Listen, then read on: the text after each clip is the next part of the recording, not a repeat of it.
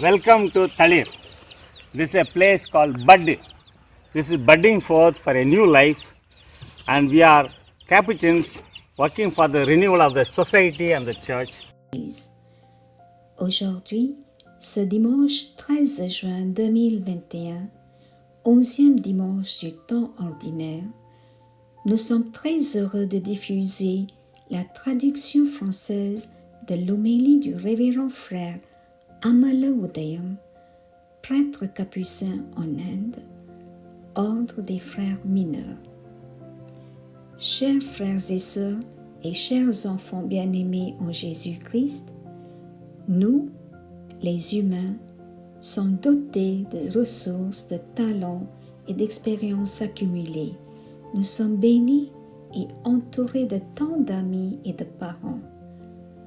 Par conséquent, lorsque nous devons prendre une décision, nous pensons dépendre de nos connaissances, de nos talents, de nos expériences et de nos amis, et souvent nous comptons peu sur Dieu. Mais dans la deuxième lecture, Saint Paul nous exhorte à marcher par la foi et non par la vue. Cela peut ressembler à de l'ignorance, mais en réalité, c'est de l'intelligence. Nous avons un beau récit dans le 13e chapitre de la Genèse où nous lisons l'histoire d'Abraham et de Lot. Il y eut des disputes entre les bergers d'Abraham et ceux de Lot. Connaissant la gravité de la situation, Abraham se présenta pour régler le problème. Genèse 13, 8. Abraham dit à Lot, « Surtout qu'il n'y ait pas de querelle entre toi et moi, entre tes bergers et les miens, car nous sommes frères. N'as-tu pas tout le pays devant toi? Sépare-toi donc de moi. Si tu vas à gauche, j'irai à droite. Si tu vas à droite, j'irai à gauche. » Lot leva les yeux et il vit que toute la région du Jourdain était bien irriguée. Lot choisit pour lui toute la région du Jourdain et il partit vers l'est. C'est ainsi qu'ils se séparèrent. Abraham habita dans le pays de Canaan. Ainsi, Lot a pris la décision sur la base de ce qu'il a vu. Mais Abraham a pris la décision en ayant foi en Dieu. Nous connaissons la suite de l'histoire et ce qui était arrivé à Lot et à sa famille et comment la famille d'Abraham a été bénie abondamment. Oui, chers amis, lorsque nous marchons par la foi, nous ne serons pas abandonnés et nous ferons l'expérience de la puissance de Dieu dans nos vies. La première lecture d'aujourd'hui confirme cela. Il a été tiré du livre du prophète Ézéchiel. Jusqu'à ce qu'il soit déporté à Babylone en l'an 597 avant Jésus-Christ, Ézéchiel était prêtre dans le temple. Il a été exilé à Babylone avec le peuple, où il a prophétisé parmi les Israélites. Le peuple y était déjà en état de désespoir. Ses paroles se sont révélées surtout réconfortantes, consolatrices, encourageantes et exhortantes.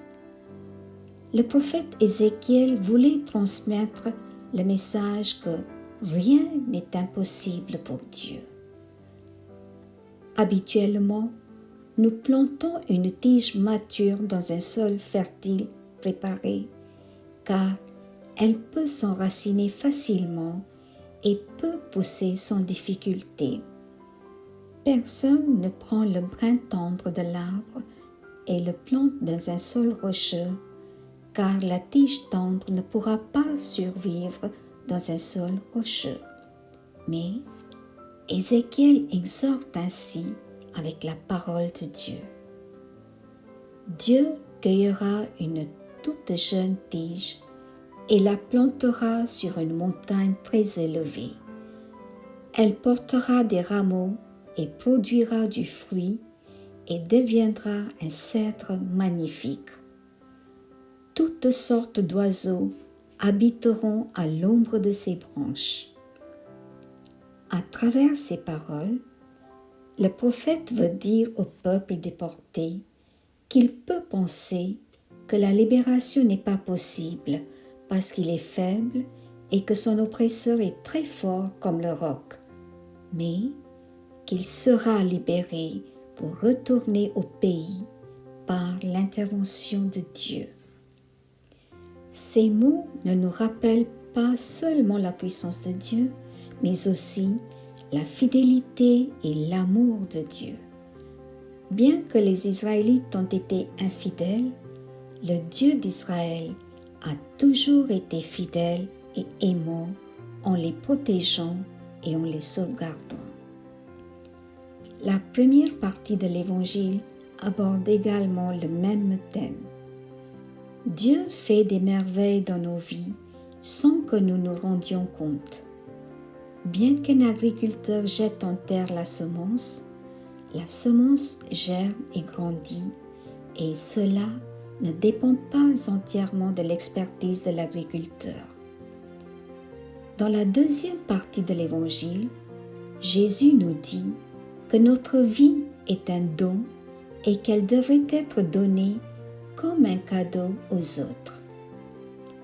Personne ne devra dire que je suis petit et insignifiant, donc je ne prends aucun engagement et je ne fais rien. Jésus dit qu'une petite graine de moutarde pourra devenir un très grand arbre et un abri pour beaucoup. Alors, pourquoi ne pouvez-vous pas? Jésus parle par expérience. Il enseigne cette vérité à travers sa vie et sa mission. Il est venu dans ce monde non pas comme un homme mûr à part entière, mais plutôt comme un enfant vulnérable. Il n'est pas né au palais royal, mais dans une mangeoire. Ses parents n'étaient pas riches, mais plutôt des gens très ordinaires. Il n'a jamais passé son adolescence en dansant et en chantant, mais en étant un fils adoptif d'un charpentier et plus tard, fils d'une pauvre veuve. Il était responsable et travaillait pour son pain quotidien. Pour son ministère, il n'a pas choisi des hommes instruits avec une formation philosophique et de fortes capacités morales, mais plutôt des pécheurs analphabètes et des collecteurs d'impôts immoraux. Il n'a pas apporté le salut par ses coups puissants, mais plutôt par sa mort humble sur la croix. Oui, chers amis, l'Église qui a été initiée par l'Esprit Saint dans une petite chambre haute avec les apôtres, la Vierge Marie et avec quelques femmes, est maintenant devenue grande et a étendu ses ailes au loin, rassemblant des milliards de personnes. C'est un signe vivant que Dieu peut accomplir de grandes choses à partir de rien. Comme nous l'avons entendu dans la deuxième lecture, nous sommes redevables. Nous devons rendre compte de la vie terrestre lorsque nous apparaîtrons devant le tribunal du Christ pour le jugement. Pour que notre compte soit acceptable, nous devons mener notre vie de manière significative en utilisant chaque minute et chaque occasion de manière utile. Ne pensons pas à quel point nous sommes petits et insignifiants, mais vivons pleinement notre vie en ayant foi en Dieu et en partageant l'amour fraternel avec nos frères et sœurs. Amen.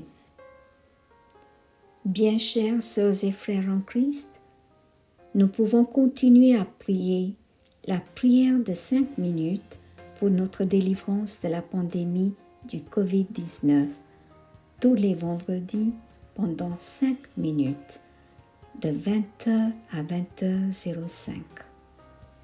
Pendant ce temps, priez pour que cette épidémie prenne fin au plus tôt. Priez pour les personnes atteintes de la COVID-19 et si possible avec des noms et priez pour elles pendant une semaine. Plus tard, vous pouvez leur envoyer un message ou les appeler pour les soutenir. Prions pour les intentions suivantes.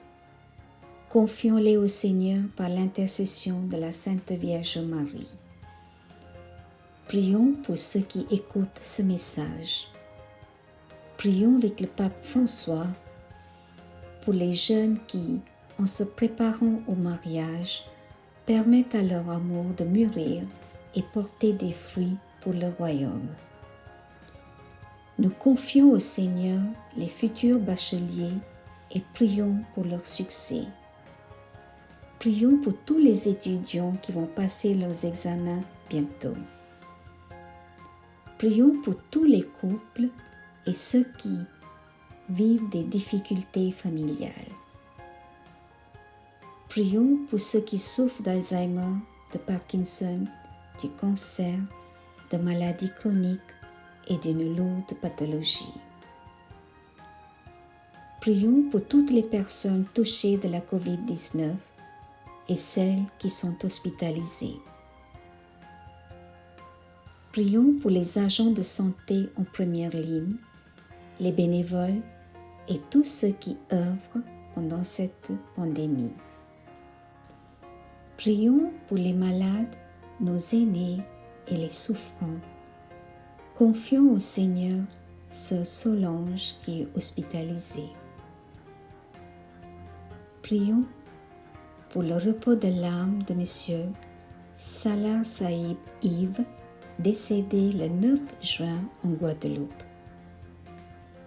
Prions pour le repos de l'âme de Monsieur Ignace Sostel, 5e anniversaire de décès. Prions pour les personnes décédées du COVID-19. Prions pour les fidèles défunts de cette semaine. Seigneur, dans ta miséricorde, accueille-les auprès de toi et réconforte les familles endeuillées. Prions pour les âmes du purgatoire. Seigneur, donne-leur le repos éternel et que brille sur eux la lumière de ta face, qu'ils reposent en paix par la miséricorde de Dieu. Amen. Prions ensemble. Dieu notre Mère et Père très aimant, nous te rendons grâce pour ce jour béni et pour ce merveilleux message. Tu as créé chacun de nous comme une petite graine de moutarde. Mais on se ridiculise, on se sous-estime, souvent nous gardons un profil bas, n'utilisons pas l'énergie que tu as mis en nous. Même si nous sommes petits et insignifiants, même aussi petits qu'une graine de moutarde, tu nous as remplis de ta force et de ta puissance pour prendre soin de tous ceux qui sont autour de nous, pour devenir un grand arbre et pour que tous les oiseaux du ciel viennent se reposer.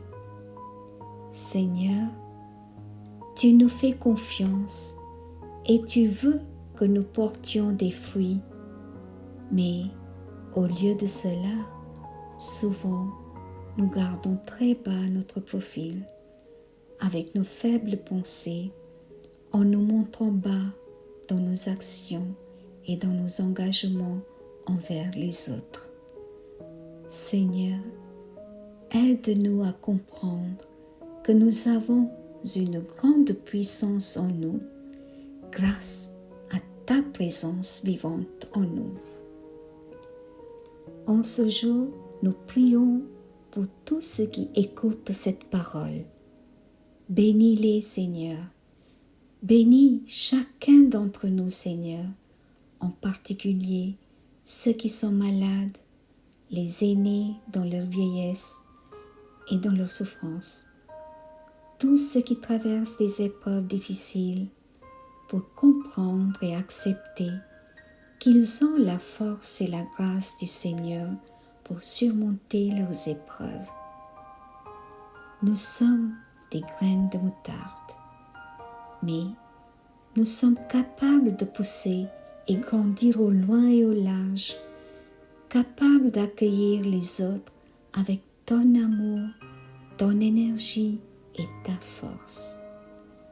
Fortifie-nous, Seigneur, pour offrir le meilleur de nous-mêmes aux autres. En ce moment, Seigneur, nous prions pour tous les auditeurs et que tes bénédictions descendent maintenant sur chacun d'eux. Que Dieu le Père, son Fils Jésus-Christ et le Saint-Esprit bénissent chacun d'entre vous.